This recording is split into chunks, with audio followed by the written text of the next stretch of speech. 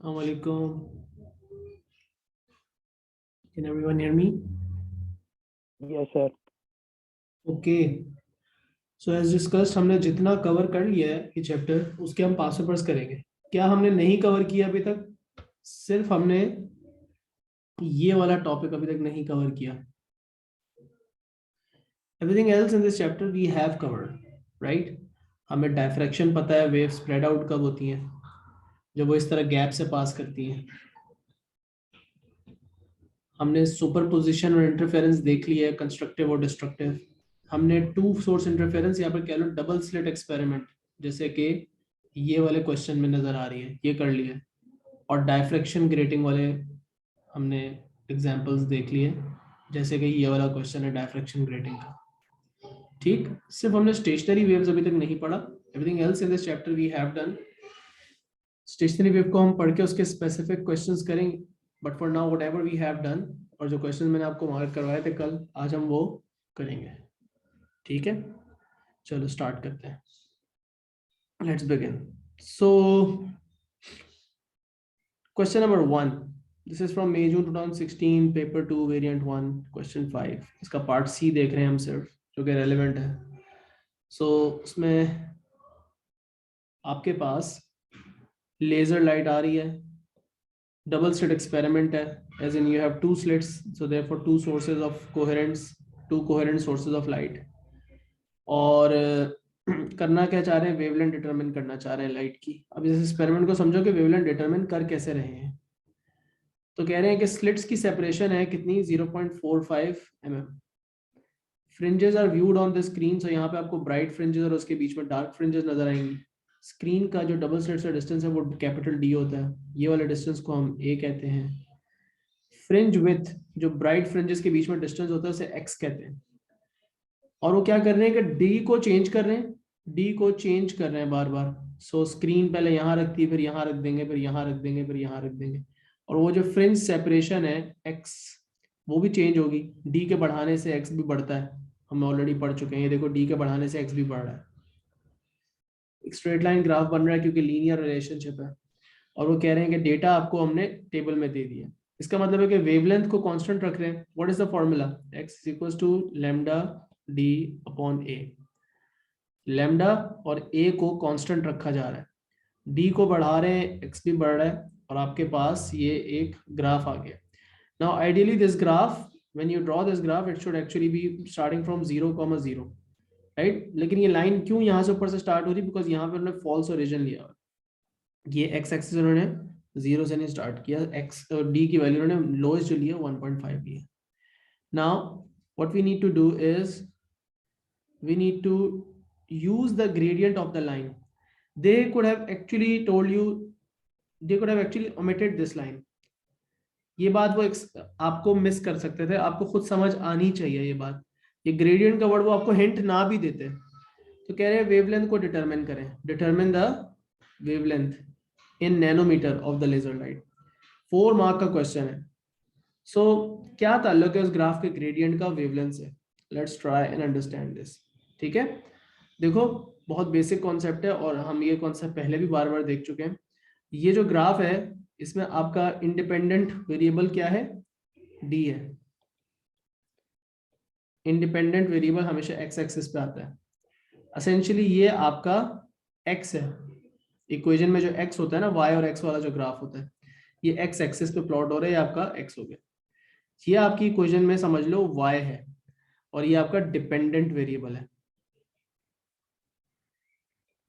ठीक है, और ये आपको समझ लो कि ये y है।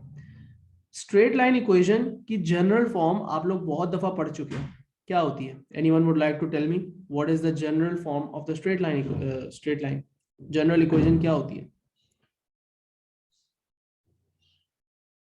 Y is equal to mx जी, mx प्लस c। c क्या चीज होती है? y इंटरसेप्ट होता है। यहाँ पे y इंटरसेप्ट इसको नहीं ले सकते, this is not c, this is not c, because ये जीरो नहीं है। जब x एक्सिस की वैल्यू जीरो होती है तो वो c होता है। Now you need to just simply compare this with your equation your formula जो इस डबल स्लिट एक्सपेरिमेंट पे अप्लाई होता है।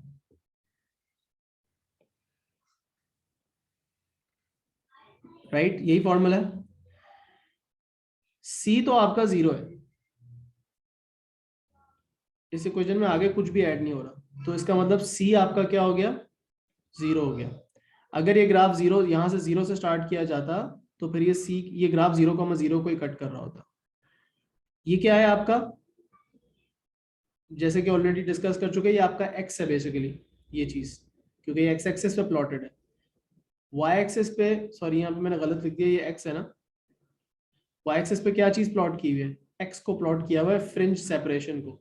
ये आपका वाई है, ये आपका डिपेंडेंट वेरिएबल है। एम वो चीज होती है जो आपके एक्स एक्सिस वाले वेरिएबल के साथ मल्टीप्लाई हो रही होती है। एक्स एक्सिस वाले वेरिएबल के साथ क्या चीज मल्टीप्लाई हो रही है, सिर्फ लैम्डा तो नहीं मल्टीप्लाई हो रहा, लैम्डा अपॉन ए पूरी फ्रैक्शन मल्टीप्लाई हो रही है। So this whole fraction will be your m. M क्या होता है बेटा, एम इस लाइन का क्या होता है, ग्रेडियंट, ग्रेडियंट होता है। तो आपका एम, यस सर। या आप कह लो आपका ग्रेडियंट हो गया lambda upon A. So first of all you will find out the gradient of this line. आप ग्रेडियंट फाइंड आउट करोगे। ग्रेडियंट लाइन का कैसे निकालते हैं, आओ निकाल लें। एसआई यूनिट्स में निकालेंगे ग्रेडियंट को। देखो ये मिलीमीटर्स है, इसका खास ख्याल रखना है कि जब हम इसको यूज करें तो एसआई यूनिट्स में कन्वर्ट करें। Now I will use this coordinate. कौन से कोऑर्डिनेट चूज करूं मैं जो बहुत एक्यूरेट लग रहे हैं मुझे, जो बिल्कुल क्रॉसिंग से पास कर रहे होंगे दो पॉइंट्स की। फॉर एग्जांपल एक कोऑर्डिनेट जो मैं यूज करने लगा हूं which I like is this, right.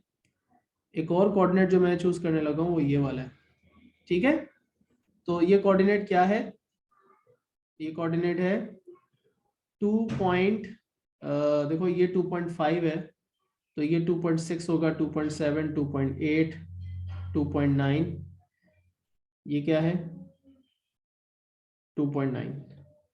So 2.9 comma 4.0, लेकिन ये 4.0 मिलीमीटर है तो इसको 10 की पावर -3 से मल्टीप्लाई करेंगे। उसके बाद ये वाला कोऑर्डिनेट क्या है, ये है 1.75 एक्स एक्सिस पे, और वाई एक्सिस पे क्या है 2.2, 2.4। अगेन मिलीमीटर्स में है तो वाई एक्सिस वाली value 10 to the power minus. अब हम निकालेंगे gradient. We all know how to find out the gradient. Gradient is y2 minus y1 over x2 minus x1। y2 क्या है 4, y1 क्या है 2.4। लेकिन क्योंकि ये दोनों मिलीमीटर्स में थे तो इनको 10 की पावर -3 से मल्टीप्लाई करना, ये बहुत इंपॉर्टेंट है। ऐसा यूनिट्स में ही कैलकुलेट होना चाहिए आपका ग्रेडियंट, वरना बहुत बाद में घिचमिच हो जाएगी, यूनिट्स मिक्स हो जाएंगे, बहुत प्रॉब्लम होती है। So keep them in SI units. और देखो दोनों ही क्योंकि मिलीमीटर्स में थे ये और ये, तो एसेंशियली बस मैंने दोनों को ब्रैकेट लगा के एंड में 10 की पावर -3 से मल्टीप्लाई कर दिया, दोनों के लिए अलग अलग मेहनत नहीं की। नीचे क्या आएगा वो तो ऑलरेडी मीटर्स में है, डी की वैल्यू। तो x2 क्या है 2.9 और x1 क्या है 1.75। जल्दी जल्दी आओ करें। चलो अब मुझे कैलकुलेटर से बताओ बेटा ये जल्दी से ग्रेडियंट क्या आ रहा है, बिल्कुल भी देर नहीं करनी, जल्दी जल्दी करना है। ग्रेडियंट की वैल्यू बताएं।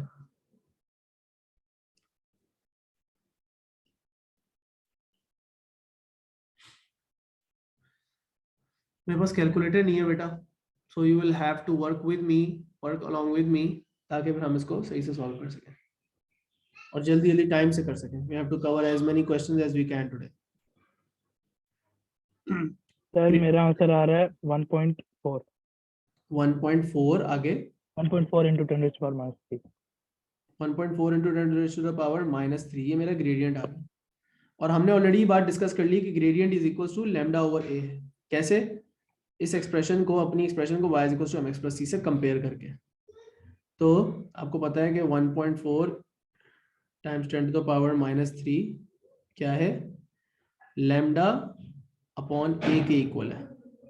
और ए की वैल्यू आपको पता है, ए क्या है, ए ये है ना, दिस इज ए, और ये मिलीमीटर में है 0.45, तो इसको भी 10 रेज़ टू द पावर -3 कर देना चाहिए। अब मैं लैम्डा यस निकाल सर। सकता, तो आप करो।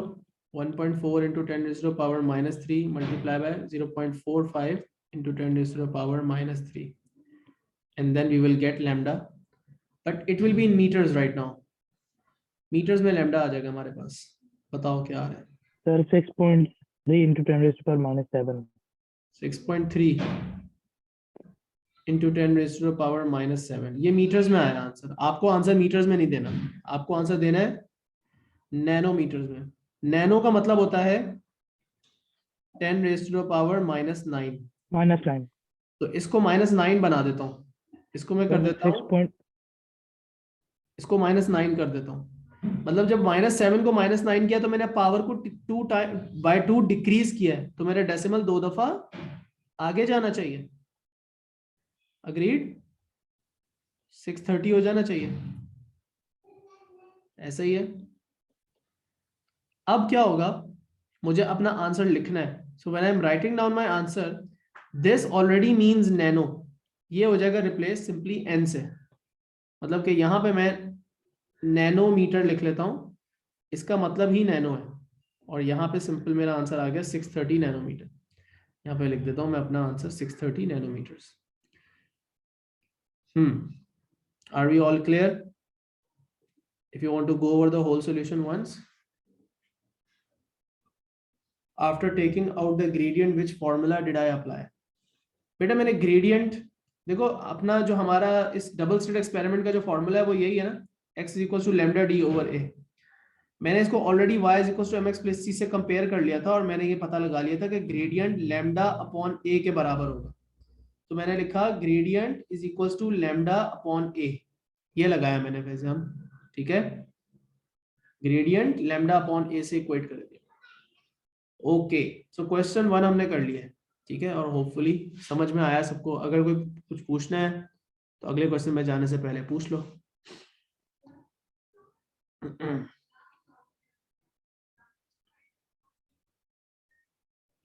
एक मिनट बस मुझे दो, फिर हम आगे भी चलते हैं. Give me a second.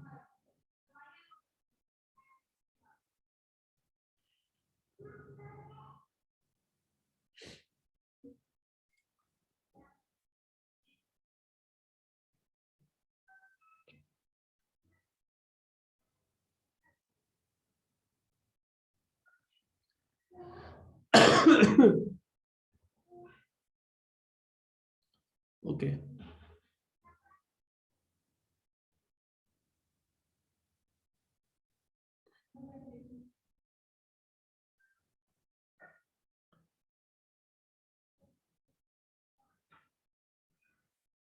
ठीक है.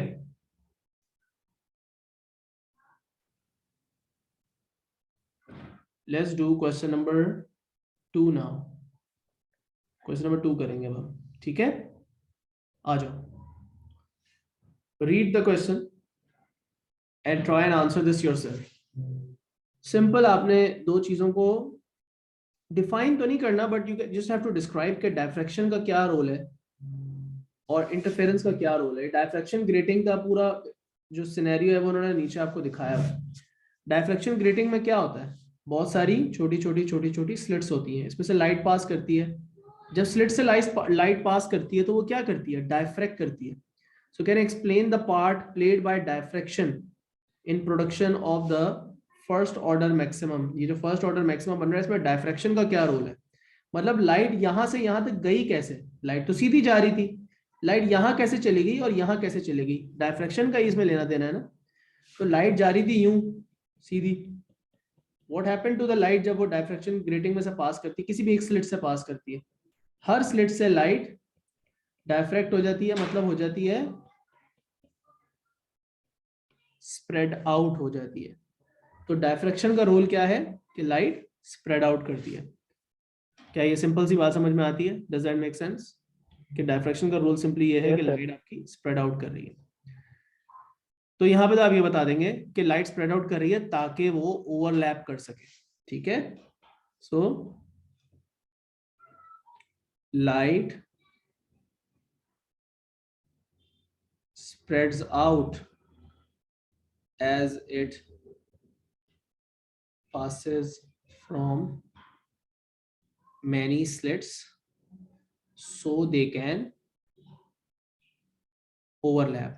So light can overlap from many slits. अगर गैप से लाइट गुजरने के बाद स्प्रेड आउट ही नहीं होगी तो लाइट आपस में ओवरलैप कैसे करेगी? तो लाइट को ओवरलैप करवाना जरूरी है, ठीक है जी, वो स्प्रेड आउट करवाना जरूरी है। अब इंटरफेरेंस का उसमें क्या पार्ट है? अब हमें ये बताना है कि इंटरफेरेंस का उसमें क्या पार्ट है। तो सबसे पहले तो ये बताओगे waves from each slit overlap, ठीक है, waves from each slit overlap and interfere। ये बात तो हमें पता लग गई कि ओवरलैप करती हैं और इंटरफेयर करती हैं, या लिख दो सुपरपोज करती है, सुपरपोज करती हैं, एक ही बात है वैसे, doesn't really matter if you use the word superpose और इंटरफेयर। तो वेव्स ओवरलैप कर रही हैं, बहुत सारी स्लिट्स से आके वेव्स फर्स्ट ऑर्डर वाली जगह पे क्या कर रही हैं? ओवरलैप कर रही हैं। मतलब यहाँ से भी आ रही है लाइट, यहाँ से भी आ रही है, हजारों स्लिट से लाइट आके फर्स्ट ऑर्डर पे ओवरलैप कर रही है।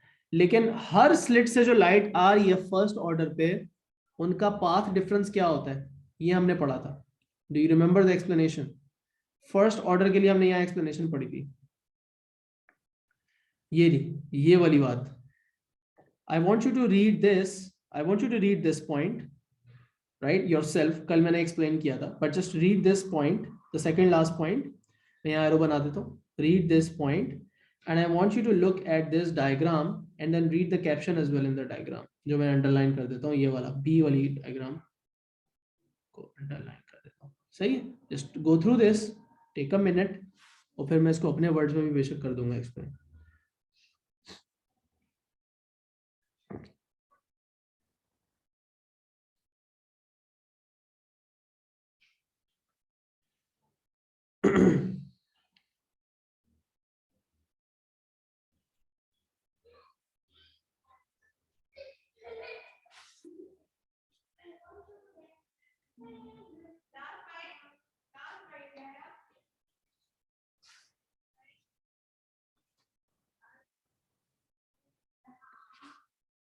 कर लिया सबने रीड? मेन बात इसमें क्या है जो मैंने हाईलाइट भी की हुई है कि सारी रेज जो है, ईच रे that is coming from each different slit has a path difference of how much? कितना पार्ट डिफरेंस है हर रे का एक दूसरे से? हर रे का बराबर वाली रे से कितना पार्ट डिफरेंस है? क्या ये बात आपको यहां से मिल गई? कितना पार्ट डिफरेंस है? ये लिखा हुआ है, पार्ट डिफरेंस बिटवीन रे 1 एंड रे 2 इज 1 वेवलेंथ, 1 लैम्डा। फिर रे 3 और रे 2 का भी 1 लैम्डा का पार्ट डिफरेंस है, रे 3 और रे 4 का 1 लैम्डा का पार्ट डिफरेंस है, मतलब each ray has a path difference of 1 lambda from the other wave, so they are all in phase. And how will they interfere? Destructively और कंस्ट्रक्टिवली? ऑब्वियसली 1 लैम्डा का पार्ट डिफरेंस है तो constructively interfere करेंगी। तो यही हमें यहाँ पे बताना है, ठीक है? अब बताएंगे हम rays from each slit have a path difference of 1 lambda from the ray from the next slit.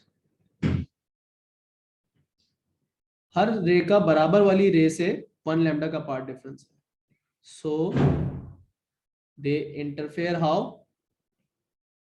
constructively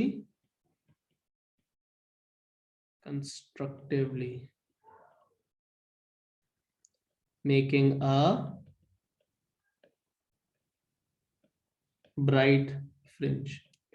अगर आपसे यही पूछते हैं कि सेकंड ऑर्डर मैक्सिमा कैसे बन रहा है, तो पहली बात तो ये वाला पॉइंट और ये वाला पॉइंट तो सेम है जो ब्लू में मैंने लिखा हुआ है, बट ये वाला जो पार्ट है इसमें सिर्फ एक चीज डिफरेंट हो जाएगी। सेकंड ऑर्डर में हर रे का बराबर वाली रे से जो पार्ट डिफरेंस है वो है नॉट 1 लैम्डा बल्कि 2 लैम्डा का। थर्ड ऑर्डर में 3 लैम्डा का पार्ट डिफरेंस होगा, बट सबके बीच में जो होगा पार्ट डिफरेंस वो होल नंबर्स में होगा, and that essentially leads to a bright fringe, constructive interference. ठीक है बेटा? तो ये एक्सप्लेनेशन याद होनी चाहिए डायफ्रैक्शन ग्रेटिंग के लिए। फर्स्ट ऑर्डर की कैसे होती है, सेकंड ऑर्डर की कैसे होती है। जीरोथ ऑर्डर में पार्ट डिफरेंस होता ही नहीं है, ठीक है, 0 लैम्डा का पार्ट डिफरेंस होता है। Now you have another question, this is calculation based, you just have to use the formula. to find out what number of lines per millimeter in the grating. क्या निकालना है आपने? Lines पर millimetres निकालनी है. याद है क्या चीज है ये? फॉर्मूला क्या यहाँ पे अप्लाई होता है? You know the formula right? The formula is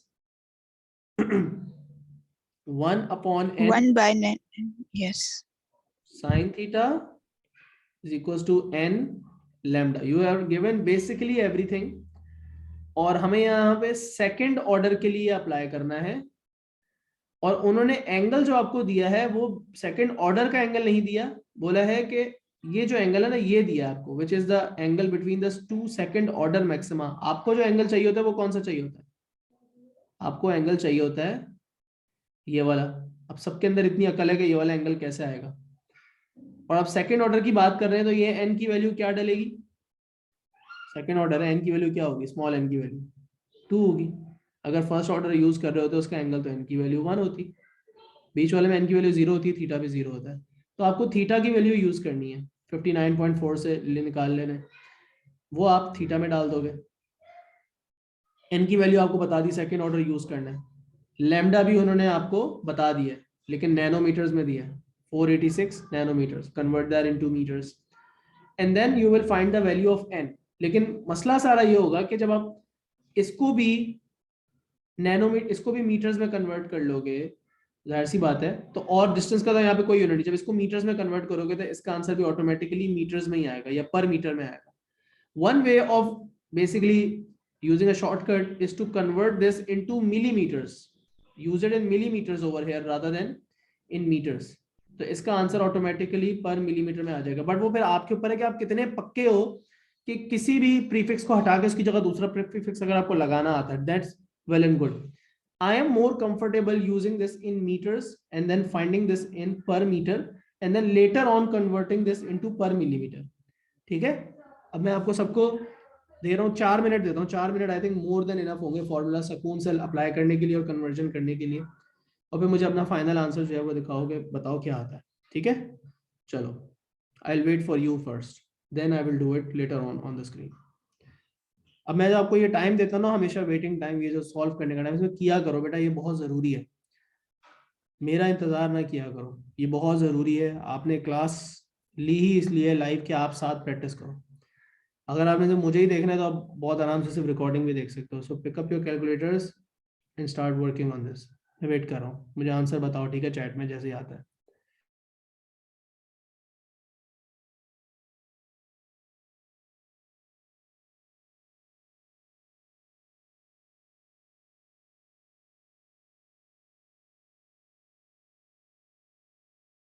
सही है हमजा, तुम्हारा ठीक आ रहा है बेटा.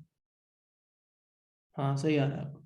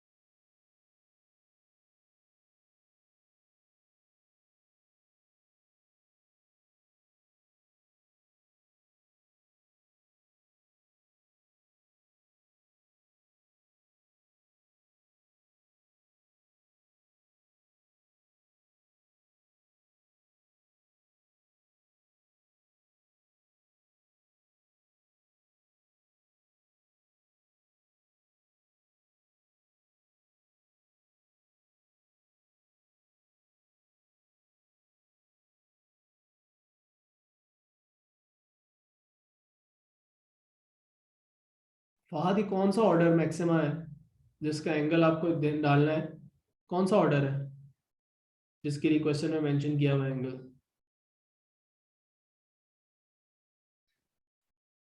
नहीं बेटा, पढ़ो ना, क्वेश्चन को पढ़ो बकायदा. मैंने अंडरलाइन किया हुआ है, बकायदा डायग्राम पे बना हुआ है एंगल कौन से वाले ऑर्डर का दिया हुआ है.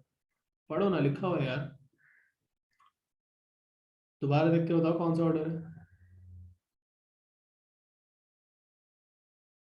सेकंड ऑर्डर, तो एन में स्मॉल एन में 2 डालना है आपने बस। सलमान तुमने राउंडिंग ऑफ गलत की, इसको राउंड डाउन क्यों कर दिया? एग्जैक्ट कैलकुलेटर से क्या आ रहा था ये बताओ जरा, तुमने 500 क्यों कर दिया? What were you getting from your calculator?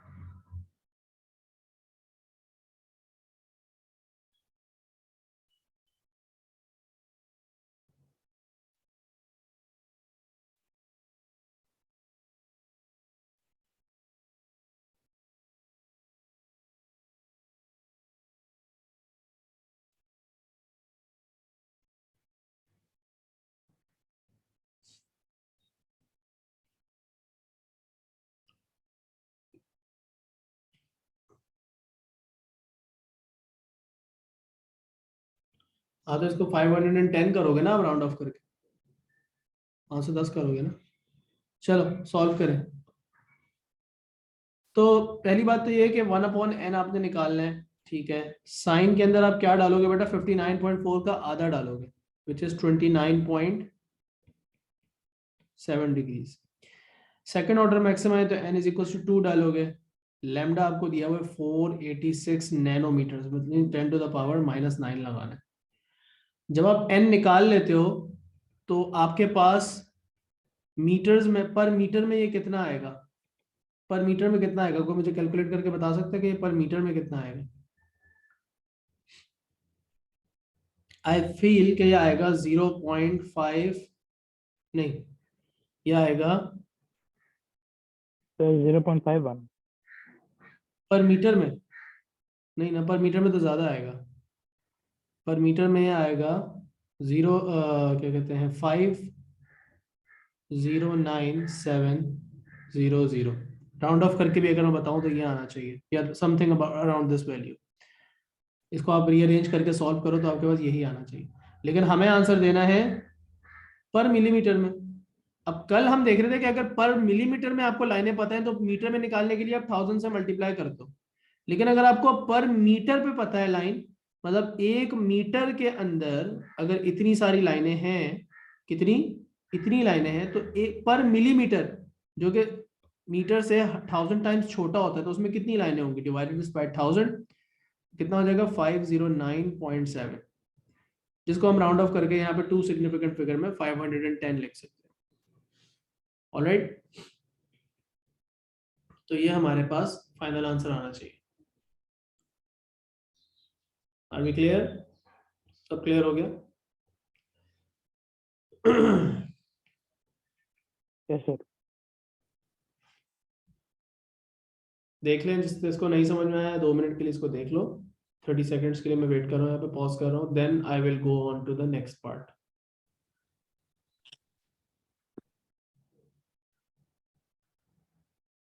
Alright, अगला क्वेश्चन स्टेशनरी वेव्स का है, वो भी हम नहीं कर रहे। ये भी स्टेशनरी वेव्स है, ये भी हम अभी नहीं कर रहे हैं। ये वाला क्वेश्चन हमने करना था।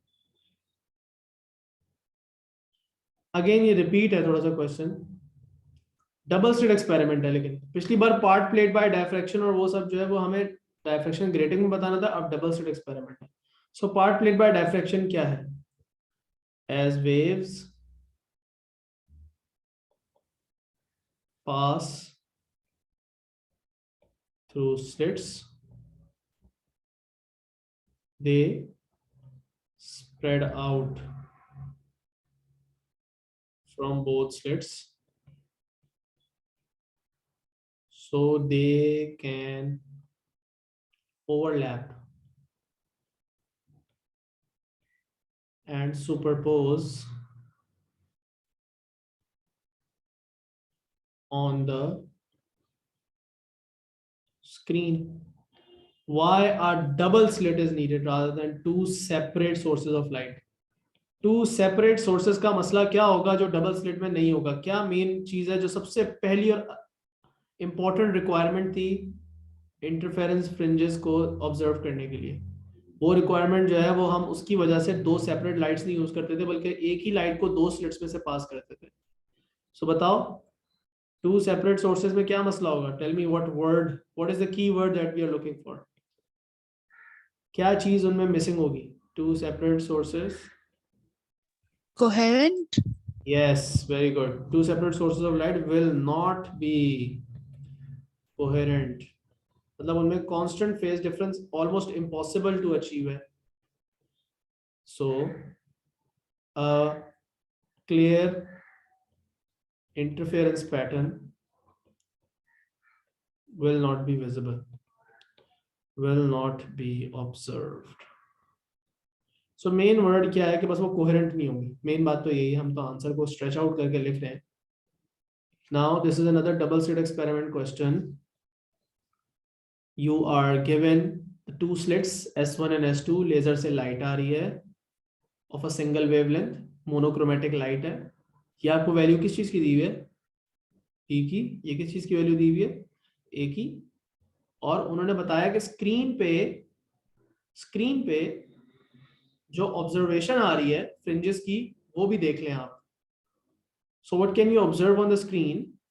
You can see that there are 16 fringes visible within 36 millimeters on the screen. और यही बात हमने डिस्कस की थी. देखो 36 मिलीमीटर्स कितना होता है? It's literally 3.6 centimetres. 3.6 सेंटीमीटर्स तो बहुत छोटा सा लेंथ होती है ना. Like it's like I don't know, it's not even the width. आपके फोन की स्क्रीन से एक साइड से लेके दूसरी साइड तक का डिस्टेंस भी नहीं है ये. 3.6 सेंटीमीटर इज वेरी स्मॉल. आपकी एक फिंगर भी 3.6 सेंटीमीटर से बड़ी होती है ठीक ठाक. सो इतने से डिस्टेंस में 16 फ्रिंजेस हैं. तो इसलिए हम उनमें से उनके अंदर डायरेक्ट ये जो x होता है ना, ये ऐसे नहीं निकालते. देखो हमें क्या निकालना होता है?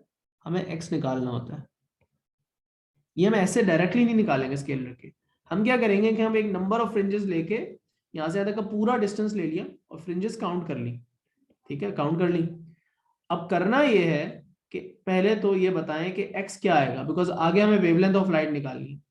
वेवलेंथ ऑफ लाइट निकालनी है, लेकिन वेवलेंथ ऑफ लाइट निकालने के लिए हमें पता है क्या फॉर्मूला यूज करना है. We know the formula, right? Double slit experiment का फॉर्मूला क्या है? x is equal to lambda d over a. So you have lambda and you want to find out lambda. आपके पास d है, आपके पास a है. x आपको यहां से पहले फिगर आउट करना है. तो कैसे आएगा x यहाँ पे यार? बता सकता है मुझे x कैसे आएगा? How would we find out x from over here, from the above diagram?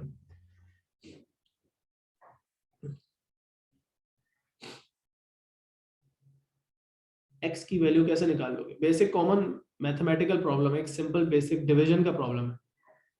तो कैसे होगा मुझे निकाल के बता. Number of fringes divided by the length. उल्टा नहीं बोल Total रहे? length. उल्टा बोल दिया, मतलब total length divided by number of. अच्छा, नंबर ऑफ फ्रिंजेस ही करनी चाहिए या नंबर ऑफ गैप्स करने चाहिए? देखो x होता है ये Number of gaps, क्योंकि जो fringe जो उन्होंने total length दिया वो तो fringes गैप्स के जो है, दरम्यान में से. तो अगर 16 फ्रिंजेस हैं तो गैप्स आई थिंक 15 होने चाहिए. एम आई राइट? मतलब कि एक गैप ये हो गया, दो हो गया. देखो अगर मुश्किल भी हो रही तो काउंट कर लो जस्ट टू मेक श्योर. ठीक है, तो 1 2 3 4 5 6 7 8 9 10 11 12 13 तो 14 16 ही है. 16 ही आ रहे हैं. 16 ही आ रहे हैं, 16 ही गैप्स आ रहे हैं. So they should have actually written 16 gaps. और ये अगर फ्रिंजेस काउंट करें हम 1 2 3 4 5 6 7 8 9 10 11 12 13 14 15 16 17, तो ये तो 17 फ्रिंजेस बन रही है ना टेक्निकली. तो ये असल में फ्रिंजेस 17 है और उसके अंदर ये जो है ना ये गैप्स हैं. ये बात मैं समझा रहा था कल भी. So anyways, you divide it by 16 and you get your answer. So x क्या हो जाएगा? 36 divided by 16. What does that give you? क्या आता है?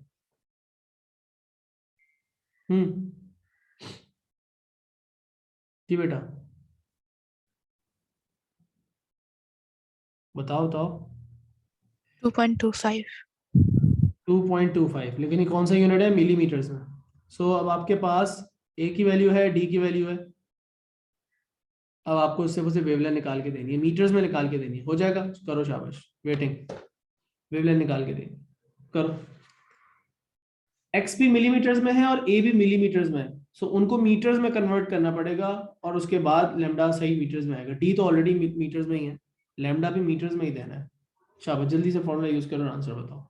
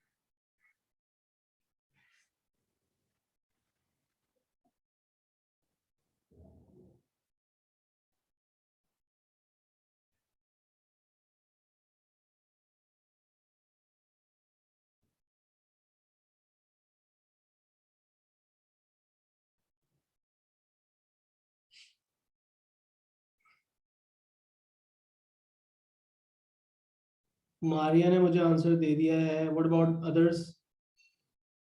सोहा, आपका क्या आंसर आया? फहद, हमजा, जल्दी से दो बंदे मुझे आंसर दे दें ताकि मैं कंफर्म कर लूँ, फिर हम आगे चल सकें। But here is this 17 paper 2 जी। Do have an answer from someone else? आगे कंफर्म कर ले। 4.5 into 10 raised to minus 7. ठीक है, हाँ सही। 10 raised to the power -7, यही है। Yes. ठीक है, सो हमारे पास आंसर आ गया 4.5 टाइम रेस्ट टू द। तो बेसिकली करना यहाँ पे ये था, बस एक दफा बता दूं कि 2.25 को 10 की पावर -3 से मल्टीप्लाई करके यहाँ लिखना है। लैम्डा अननोन है, d already 2.4 as it is आएगा, और ए जो था वो 0.48 था, लेकिन वो भी 10 की पावर -3 से मल्टीप्लाई होगा। So you just rearrange and solve when you get 4.5 into 10 raised to the power -7। ठीक है भाई, इजी क्वेश्चन। अभी सवाल खत्म नहीं हुआ, इसमें आगे का पार्ट इंटरेस्टिंग है। हमने कंस्ट्रक्टिव और डिस्ट्रक्टिव इंटरफेरेंस ऑलरेडी डिस्कस की हुई है, पार्ट डिफरेंस वाला क्वेश्चन है ये। So as you must remember कि अगर दो सोर्सेस जो कि इन फेज हो और वो पॉइंट पी पे जाके इंटरफेयर करेंगी, तो कंस्ट्रक्टिव इंटरफेरेंस की क्या कंडीशंस हैं और डिस्ट्रक्टिव इंटरफेरेंस की क्या कंडीशंस हैं, वो वाला सारा टॉपिक अपने जहन में रिवाइज करो। अब ये वाटर के साथ एक्सपेरिमेंट हो रहा है, ठीक है? पढ़ो भाई question. Two dippers produce identical waves, मतलब सेम वेवलेंथ की वेव्स प्रोड्यूस करते हैं, एज इलस्ट्रेटेड इन फिगर। ये वेव फ्रंट्स दिखाए हुए इनके, नजर आ रहा है कि वेवलेंथ इनकी सेम है। पॉइंट पी का डिस्टेंस D1 डिपर 1 से 7.2 सेंटीमीटर है और डिपर 2 से 11.2 सेंटीमीटर है। The wavelength of the wave is 1.6 centimetre. ये आपको यहां से मिल जाएगी। Phase difference between D1 and D2, मतलब कि सोर्सेज जो हैं वो अभी इन फेज हैं। Sources are in phase. तो इन फेज जब होती हैं सोर्सेज, तो क्या कंडीशन होती है पार्ट डिफरेंस की, कंस्ट्रक्टिव इंटरफेरेंस के लिए और क्या डिस्ट्रक्टिव की?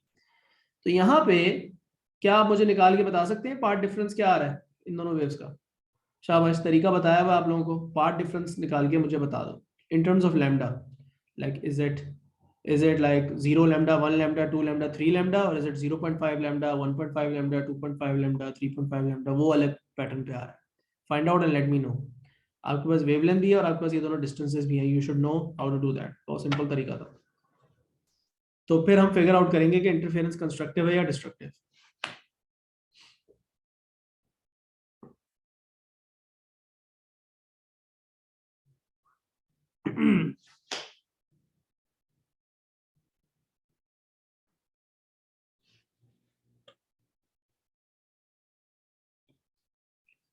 सो पार्ट 1 का पार्ट डिफरेंस निकालना है हमने।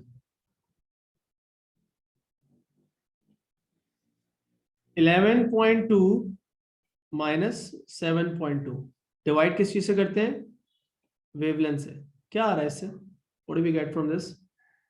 11 और 7 का डिफरेंस होता है आई थिंक 12, सॉरी 4/1.6। ये क्या बन जाएगा बताओ? 2.5 lambda.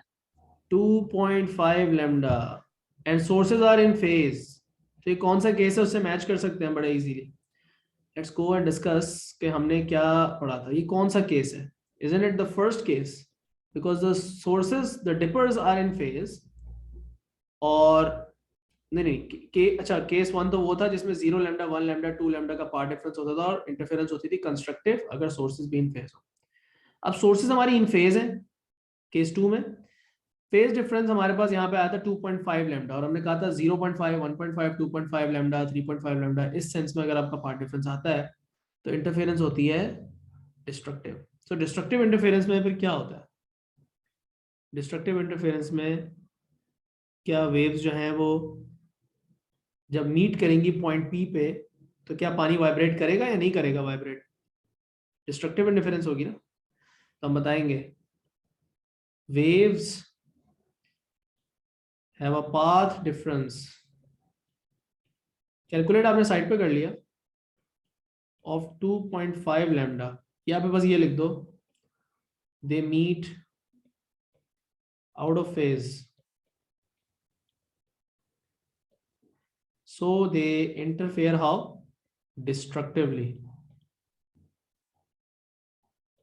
अब अगर पानी के रिपल्स डिस्ट्रक्टिवली मीट करेंगे तो क्या होगा?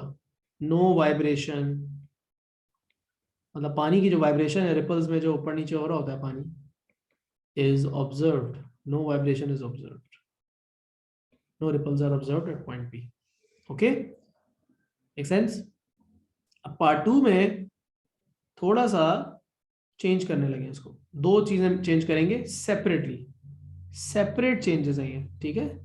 ये सेपरेट चेंजेस हैं। पहले इसका देखते हैं क्या इफेक्ट होगा, एंड देन फिर इसका देखेंगे क्या इफेक्ट होगा। जब ये वाला इफेक्ट देखेंगे तो ऊपर वाले को भूल जाएंगे, ठीक है? चलो, अब कह रहे हैं phase difference between D1 and D2, differs के बीच में सोर्सेस जो हैं उनको क्या कर दिया है? आउट ऑफ फेज कर दिया है, सोर्सेस आउट ऑफ फेज कर दिए। So this was in phase but now it is, the sources are out of phase. Path difference तो वही रहेगा 2.5 लैम्डा, ऑब्वियसली, क्योंकि जो डिस्टेंस ट्रेवल किया है वेव्स ने वो तो सेम ही है ना, पार्ट डिफरेंस तो 2.5 लैम्डा ही आएगा। But when the sources are out of phase, what case is this? Sources are out of phase, यहाँ पे पार्ट डिफरेंस आ रहा है 0 लैम्डा, 1 लैम्डा, 2 लैम्डा, 3 लैम्डा, ये वाला तो नहीं है। Case 4, sources are out of phase and path difference आ रहा है 0.5 lambda, 1.5 lambda, 2.5 lambda. So what happens? Constructive interference होती है, और कंस्ट्रक्टिव इंटरफेरेंस होगी तो क्या होगा? जो नॉर्मली पानी वाइब्रेट कर रहा है यहाँ पे, यहाँ पे और यहाँ पे और यहाँ पे, जो पानी वाइब्रेट कर रहा है, और यहाँ पे वाइब्रेट कर रहा है, जब इधर वेव्स मीट करेंगी तो वहां पे वाइब्रेट ज्यादा करेगा पानी, कंस्ट्रक्टिव इंटरफेरेंस होगी, एम्पलीट्यूड बढ़ जाएगा पानी का, तो water vibrates with more amplitude, right? पहले तो ये बताएंगे, तो पहले लिख दिया कि क्या होगा, और फिर एक्सप्लेन भी करना है ना उसका इफेक्ट, तो हम बताएंगे water vibrates with greater amplitude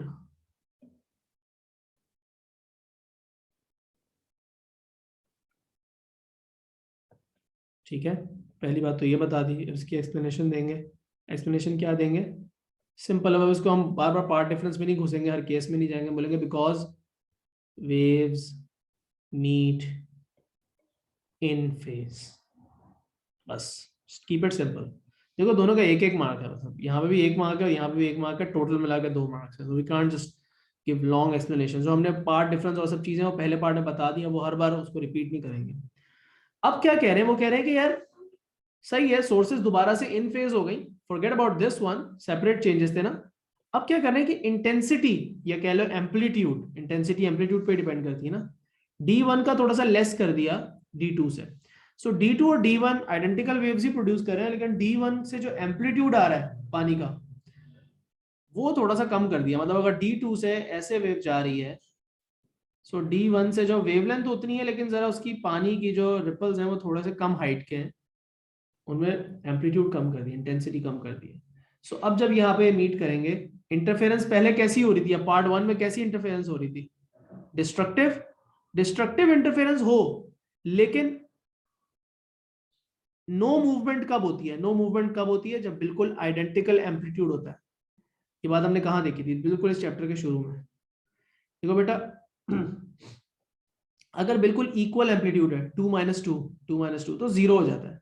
लेकिन अगर एम्पलीट्यूड इसका थोड़ा सा कम होता तो ये सही है, आउट ऑफ फेज है, कैंसिल आउट करेंगे, लेकिन कंप्लीटली कैंसिल आउट तो नहीं करेंगी ना। तो एम्पलीट्यूड नजर आएगा, डिस्प्लेसमेंट नजर आएगी पॉइंट पी पे, बट वाइब्रेशन इंडिविजुअल वाइब्रेशन से छोटी ही होगी। हाउएवर कंप्लीटली कैंसिल आउट नहीं करेंगे एक दूसरे को। So that's what we need to say. So अब हम बताएंगे वाटर वाइब्रेट करेगा but with smaller amplitude. Water vibrates with smaller amplitude, क्योंकि डिस्ट्रक्टिव इंटरफेरेंस तो हुई है। अब हम बताएंगे because waves meet out of phase, जैसे पहले यहां पे हो रहे थे out of phase, but do not cancel each other out completely। ठीक है, आई होप ये क्लियर हुआ सारा सवाल। ये जो चीजें है ना बेटा, जहां पे आपको ये एक्सप्लेनेशंस देनी होती है, this is where students mostly lose marks, because this is यहाँ पे दो कमजोरियां होती हैं जनरली स्टूडेंट्स की. Urdu is our first language, most of us. English is our second language, so we have trouble explaining the concept. Even if you understand it, we have trouble explaining it in simple words. एक मसला तो मैंने ये देखा है. Another big issue is that चलो language barrier नहीं भी है, मसला दूसरा पे आया था कि अपने कॉन्सेप्ट को सिंपल वर्ड्स में, या बेसिकली ये ज्यादातर जो ये वाले क्वेश्चंस है ना जिसमें आपको सिचुएशन को एनालाइज करना होता है, you have to do some analytical thinking, यहाँ पे बच्चे थोड़े से लैग करते हैं because this requires higher order thinking skills. These types of questions, ये जो क्वेश्चन के एंड पे ज्यादातर पार्ट्स आते हैं ना, शुरू वाले पार्ट्स जो होते हैं क्वेश्चन के, वो they are the easiest ones. Like part A of a question is always the easiest one because that just requires simple memorization of simple memorization of definitions or some concepts of some laws.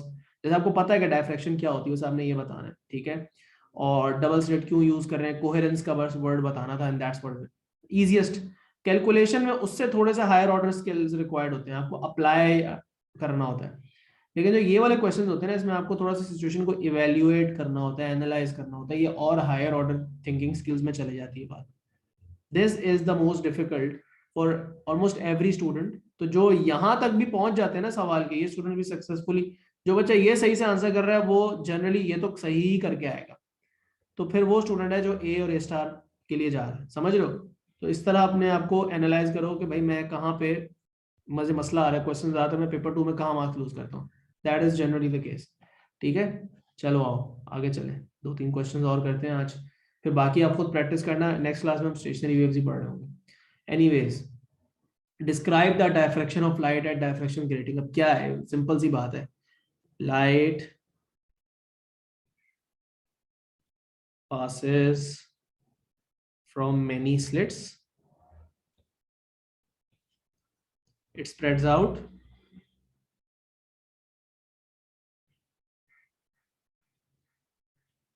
from each slit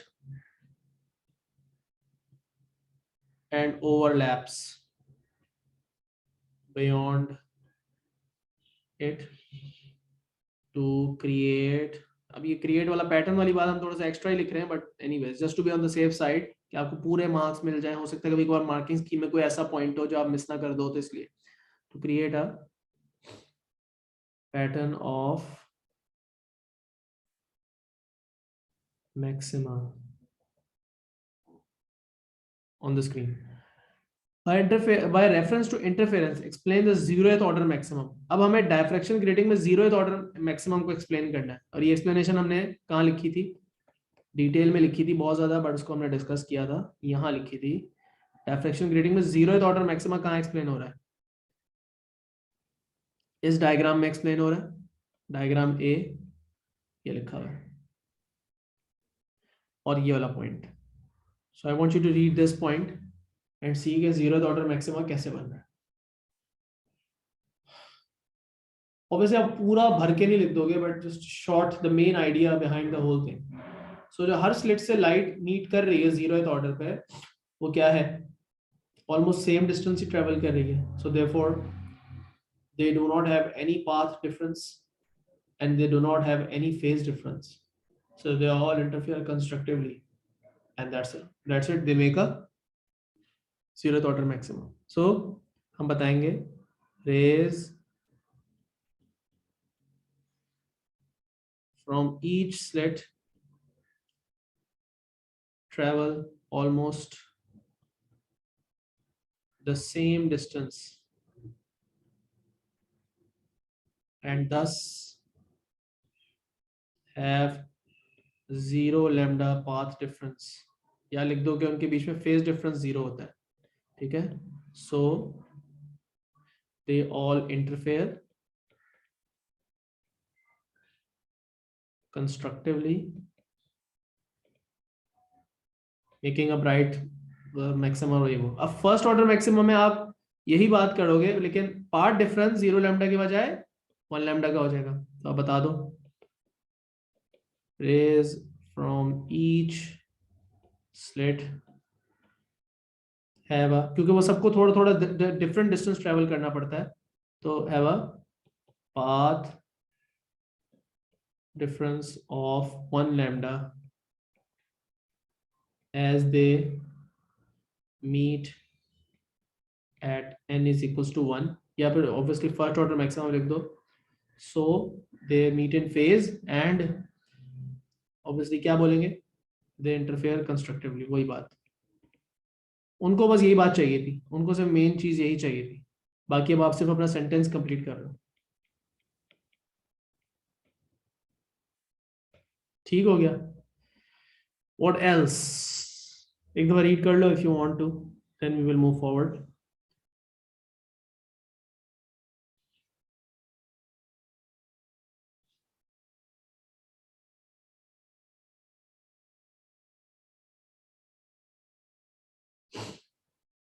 चलें आगे. Okay, एक और graph वाला question है, but first जो हमने graph वाला question किया था स्ट्रेट लाइन का, वो डबल स्लिट एक्सपेरिमेंट का था. नाउ द ग्राफ वाला question is for the diffraction grating वाले सिचुएशन. सो देखो इसमें क्या इंडिपेंडेंट वेरिएबल है और डिपेंडेंट वेरिएबल क्या है, what are they changing and then what are they measuring against that change. A की डायफ्रैक्शन ग्रेटिंग है, ए डायफ्रैक्शन ग्रेटिंग, क्या, a diffraction grating. So it's the same diffraction grating which means के आपका जो D होता है, right, आपका जो डी होता है और जो कह लो आपका जो एन होता है, लाइंस पर मिलीमीटर या लाइंस पर मीटर, वो तो कांस्टेंट ही रहेगा, राइट. एक ही डायफ्रैक्शन ग्रेटिंग यूज कर रहे हैं but with different wavelengths of light. So that is obviously on the x axis. ये आप अपने वेवलेंथ बार बार चेंज करनी है लाइट की, तो ये आपका कौन सा वेरिएबल हो गया, इंडिपेंडेंट वेरिएबल.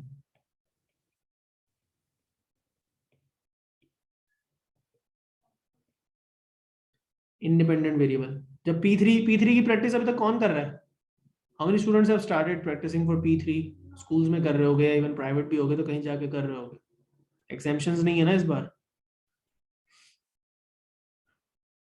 बताओ कितने लोगों ने P3 की प्रैक्टिस स्टार्ट क्या की? कर रहा तो आपने जब ग्राफ बनाना होता है, टेबल बनाना होता है, तो उसमें यही होता है ना, एक इंडिपेंडेंट वेरिएबल होता है जिसको आप चेंज कर रहे होते हो बार जी. बार.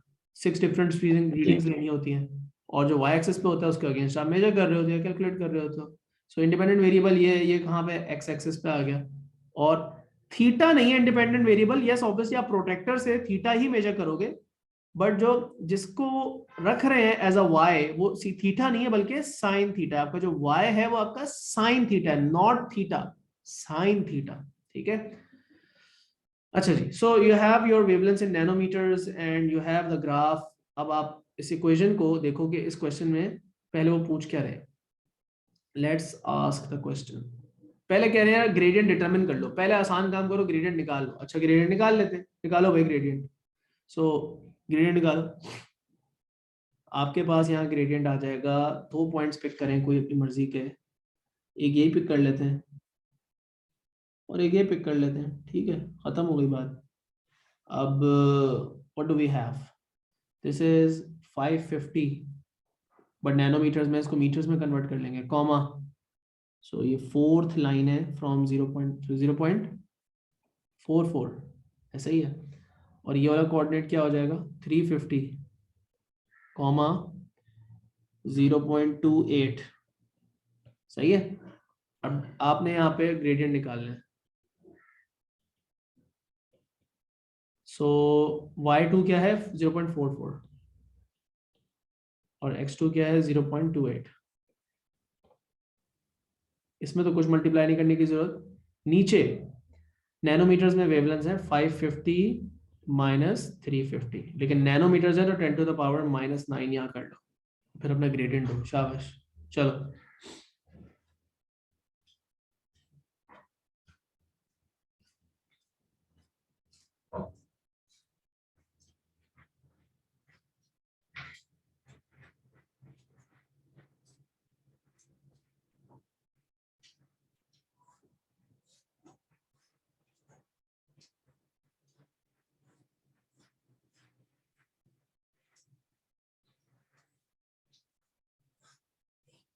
बताओ ग्रेडियंट की वैल्यूज बताओ बेटा, जल्दी जल्दी. शाबाश.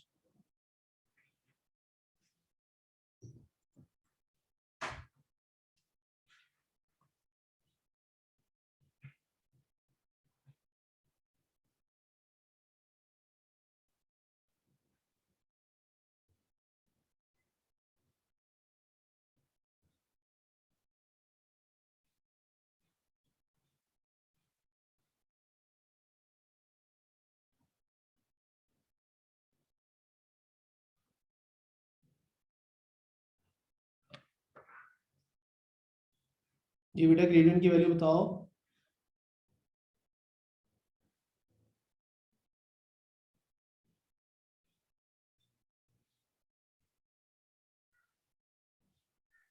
$800,000.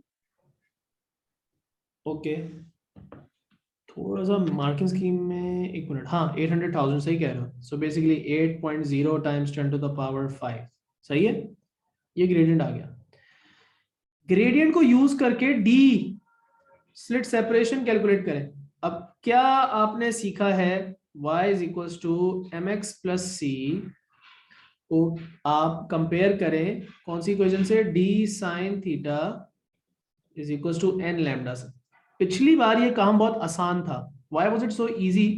because the variable that you wanted to make the subject was already the subject. यहाँ पे एक additional subject step है, just realize that what is on the y axis, sin theta is on the y axis. sin theta को subject बना लें please. sin theta को subject बनाएंगे तो this will become sin theta is equals to n lambda over d, right? ये n lambda over d है। तो यहाँ पे इस इक्वेशन को ऐसे लिखा जाएगा, y की जगह आ जाएगा sin theta, so sin theta is your y, lambda was your x definitely because वो x axis पे था, n upon d is your m, this is your gradient। समझ गए? c यहाँ पे भी जीरो है, कोई इंटरसेप्ट नहीं है। सो द थिंग इज कि gradient is equals to n upon lambda है। और इन्होंने कौन से ऑर्डर के लिए पूरा एक्सपेरिमेंट परफॉर्म किया था, कि आपने ये क्वेश्चन में पढ़ी थी बात, हम यहाँ पे लिख देंगे gradient equals n upon d। d आपको निकालना है, ग्रेडियंट यू हैव, बट आपको n भी पता होना चाहिए। And it was stated in the question कि वो सारा एक्सपेरिमेंट जो एंगल मेजर कर रहे हैं वो सिर्फ सेकंड ऑर्डर का ही मेजर कर रहे हैं, बार बार सेकंड ऑर्डर का मेजर कर रहे हैं। सो इट्स n की वैल्यू क्या रखी जाएगी, 2 रखी जाएगी, तो यहाँ पे सिंपली 2 आ जाएगा। So gradient is basically equals to 2 upon d and therefore d will be equals to 2 upon gradient. So 2 upon gradient करो, क्या आ जाएगा, d is equals to 2 upon 8.0 times 10 to the power 5। So क्या answer आया, 2.5 times 10 to the power of 6 minus 6. 5 times 10 to the power minus 6। That's it, हो गया, d की value आ गई, स्लिट सेपरेशन आ गई। अब अगला सवाल समझो, ये भी ग्राफ के कॉन्सेप्ट से ही रिलेटेड।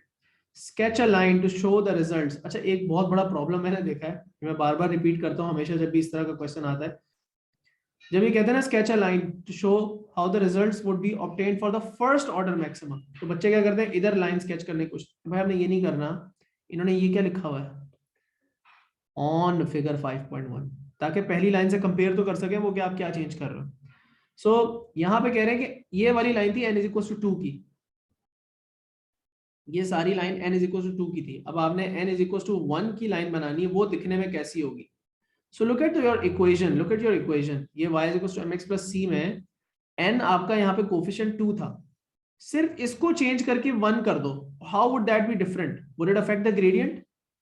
ग्रेडियंट अफेक्ट होगा ग्राफ का इस 2 को 1 करने से। 2 जो है अगर 1 हो जाए तो क्या ग्रेडियंट को क्या फर्क पड़ेगा, ग्रेडियंट को क्या हो जाएगा, सोचो, think about it.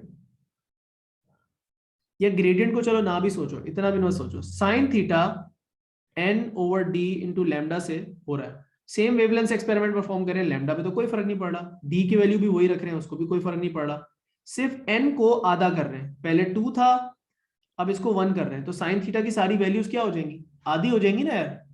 y axis की y कोऑर्डिनेट्स सारे के सारे क्या हो जाएंगे, आधे आ जाएंगे। अगर आप d और लैम्डा की वही वैल्यूज डालते रहोगे तो साइन थीटा की सारी वैल्यूज 2 के बजाय 1 डालने से हाफ हो जाएंगी। सारे आपके जो कोऑर्डिनेट्स हैं, सारे y coordinates, all y coordinates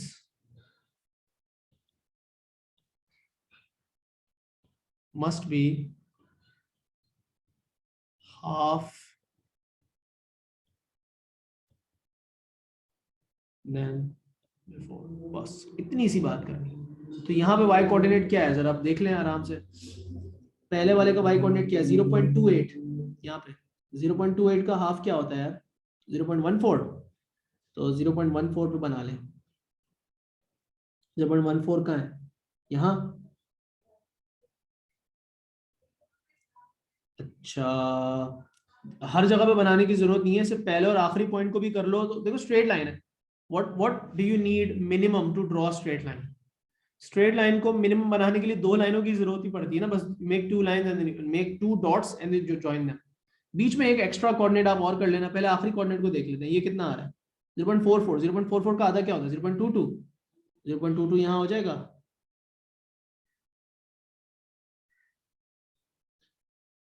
एक पॉइंट और कर लो ना, भी करो यार, बस ठीक है, ये बनाओ, खत्म हो गया सवाल, ये क्वेश्चन आपका हो गया। एक मिनट रुको, this is it, that is the answer. ये आपका n इज इक्वल टू 1 वाला ग्रेडियंट हो गया।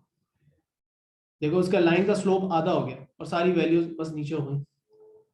समझ में आई बात? So again you have to think mathematically. Maths की बेसिक नॉलेज बहुत जरूरी है सारे क्वेश्चंस करने के लिए। बेसिक ग्राफ के कॉन्सेप्ट्स जो आप ओ लेवल में पढ़ चुके हो, इवन ए लेवल वाले कॉन्सेप्ट भी नहीं हो रहे, ओ लेवल में जो बेसिक चीजें पढ़ के वो अप्लाई होंगी सारी, ये बहुत इंपॉर्टेंट है। ठीक है, so gradients, y intercepts, equations, etcetera etcetera, fractions, angles, बच्चों वाली चीजें बिल्कुल नहीं भूलनी। ठीक है, सो आई थिंक अभी यहाँ तक रुकते हैं। नेक्स्ट क्लास में बेटा स्टेशनरी वेव्स करेंगे। ठीक है, there are other questions obviously which you can practise. मैंने बहुत सारे सर्कल करवाए थे, मैंने बहुत सारे क्वेश्चंस कल मार्क करवाए थे। अगर तुम लोग को प्रॉब्लम हो रही हुई तो मैं स्टेशनरी वेव्स पढ़ाने के बाद इसके थोड़े से पॉसिबल और करवा दूंगा, बट फिर रिवीजन में इंशाल्लाह दोबारा आ जाएंगे। बट आई सजेस्ट कि हमें थोड़ा सा आगे चलना चाहिए। ठीक है, स्टेशनरी वेव्स पे चलना चाहिए अगली क्लास में, फिर उसके क्वेश्चंस कर लेंगे एक क्लास में। सो नेक्स्ट वीक हमारा चैप्टर एंड हो जाएगा सैटरडे तक होपफुली, एंड उसके बाद क्या करेंगे हम, फिर हम पार्टिकल फिजिक्स स्टार्ट कर लेंगे। तो फिर हमारे उसके बाद से 2 चैप्टर ही रह जाएंगे। ठीक है, चलें जी, सी यू नेक्स्ट वीक। हाफिज। अल्लाह हाफिज। हाफिज।